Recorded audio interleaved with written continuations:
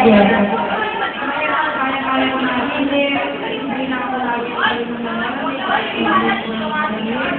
Eh, ano po nangyari sa malalaki sa likod niyo? Nakakapagsayo na dati po ba hindi naikibot-ibot ng mga kawan? Paano po hanggang saan po yung sakit ng... Ayun, hanggang ere ng balaman!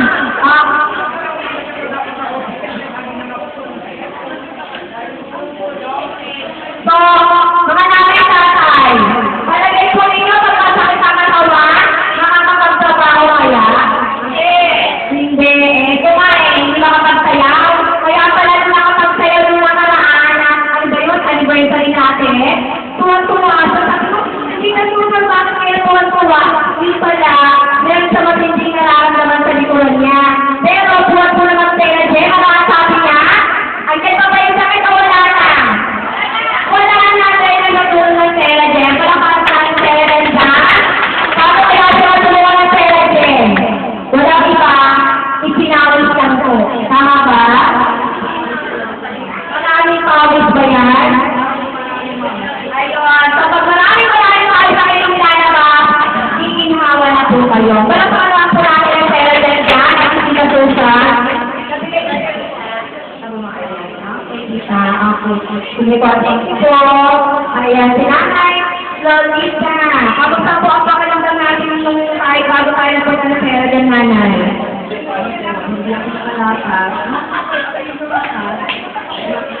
Makinig po tayo kasi baka ganito po ang kaso ninyo.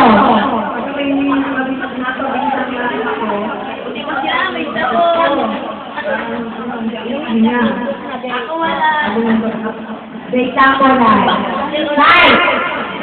Nay, 10 days straight ka ba? 10 days straight ka na ba? O, hindi pala eh. Huwag ka ma-absent para magkasabol ka. Okay? Ala, Nay. Kamusta po yung ilang na paglalakad noon?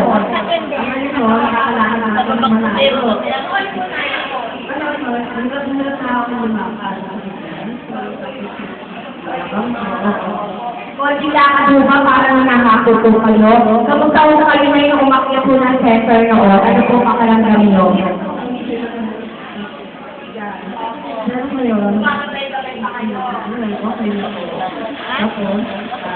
Patingin nga na yung nakakalakad ka na. Patingin nga po, paano kayo sino po na hindi nga po?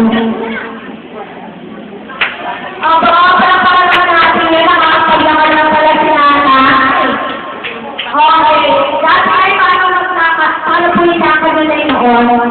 Paano natin yun noon? Ayan, ako para posisyon. Opo, para sila po posisyon noon. Pero ngayon, nakakapaglakad na. Masaya pa rin tao mo ngayon? Masaya mo ngayon? Wala pa rin naman natin ang Tera Jen dyan. Napakamalak po ng pakiramdam na pwede ka naman naman nang wala kang iniinda sa katawan mo. Tama po ba? Okay, Jen, nawala natin yung sabon ng Nanay. Okay. Hindi na po ako may ginanong mo. Okay. Nay, ano ba yung gamot na ininom mo noon? Magkano? Yan, magkano yun na yun? Opo. Magkano ang total ng gamot niyo a day? 50 pesos ba yan? 30? Nakakapulog ko ng mga 50 pesos. Abay, 50 pesos ninyo? Isang kilong bigas na yan. Tapos 1.6 dana. Tayo lang paulangan ng isang pamilya. Tama po ba? Kaya lahat tayo hindi pa kilala ng Tera Jen, lahat po ang pagpili ng pagkain at pupunta po sa gamot. Tama po kayo? Wala pa kami po yung sa atin ng Tera Jen. Wala pa naman natin ng Tera Jen ba? Nakakalaman kayo. Ay, ang kuya. Ano pa tayo ng kuya? Nakapili ka today? Opo. Pag gusto ko ang nakalamdam nyo, bago kayo po ng Tera Jen.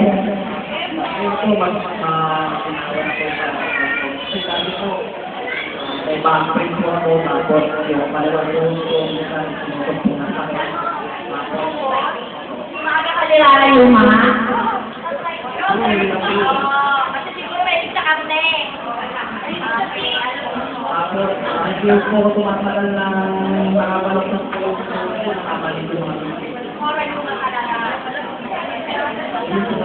Ayun, ang unang puligay sa kanya, yung kanyang bato, tandaan ko, siyempre kayo sa inyo.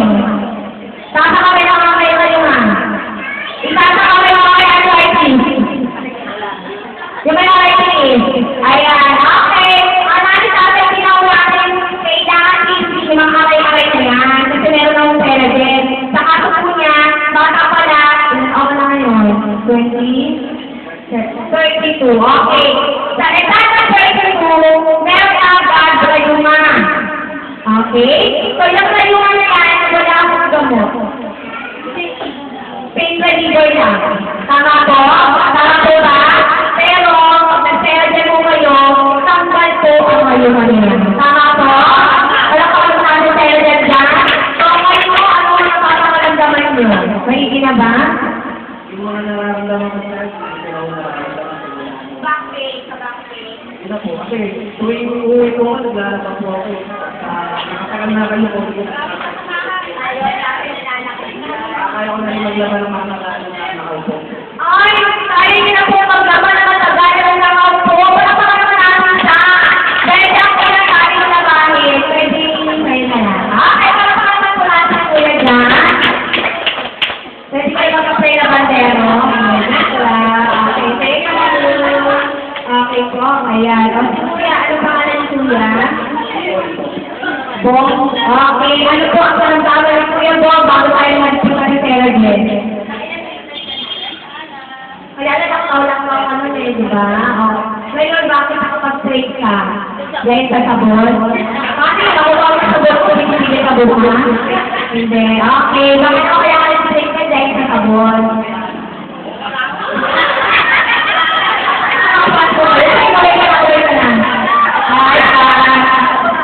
Abangan po ang kanyang pelikula. Alabog sa dagat. Okay, ano mga nararamdaman nyo niya po? Bago na po na sa'yo din? Asma, okay. Ano ba yung asma na yan? Paano, anong pagkaramdam mo pagkatapos ka ka?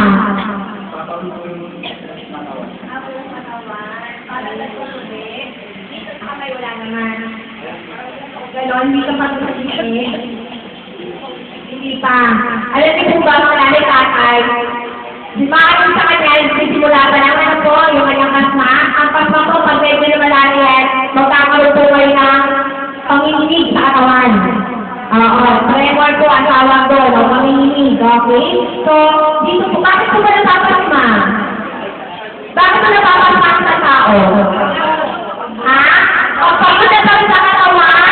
O hindi kaya inaway po sa sana ay kawan ng tingkilit na manoon tapos naliligo, nalalaban, nabigla mo.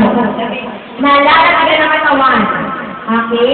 So, ano po yung mga nagdaman mo? Buwan ko na mag-therapy treatment kayo. Ay, po yung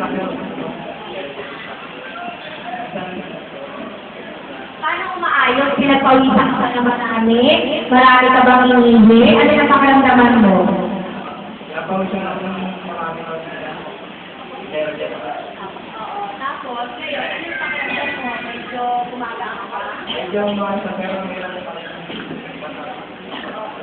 Meron pang nararamdaman. Ano nararamdaman mo? Marami kang hindi na ilalabas? Ganon? Okay. O, ilang araw ka pala nakaka-treatment? At saka anong lifestyle mo? O, mga nanay tatay, kasama po sa kagalingan natin kung sinasama po natin ang ating lifestyle. Pag kayo po ay naglalabas na po sa labig-labig na katawan nyo, pinapakawisan na kayo. Pero, ang gawa nyo, ganito pa din. Nanggaling sa awan, pag ulinabay, mag-iilang pa din. Pag gusto ang katawan, maliligo pa din. Pagkatapos ng bata, maliligo pa din kayo. Andyan pa din ulit ang pasma. Kailangan ko, sinasabay nyo ng tamang lifestyle ang pagsaserate. Buti sana kung meron kayo sa bahay. Nagpapagod kayo, mag-treatment ka. Dahil nag-serate, nagtatanggal ng pagod. Maya-maya na, nakarelax na kayo, eh, pwede na kayong maligo. Ang problema, wala kayong pera doon sa bahay. Tama po ba? Tama po? Kaya, kailangan sa atin, sinasama yung lalo ang lifestyle nyo. Kasi, once na silang kayo, nag-treatment sa therapist. At buti kung araw-araw nakakapag-treatment.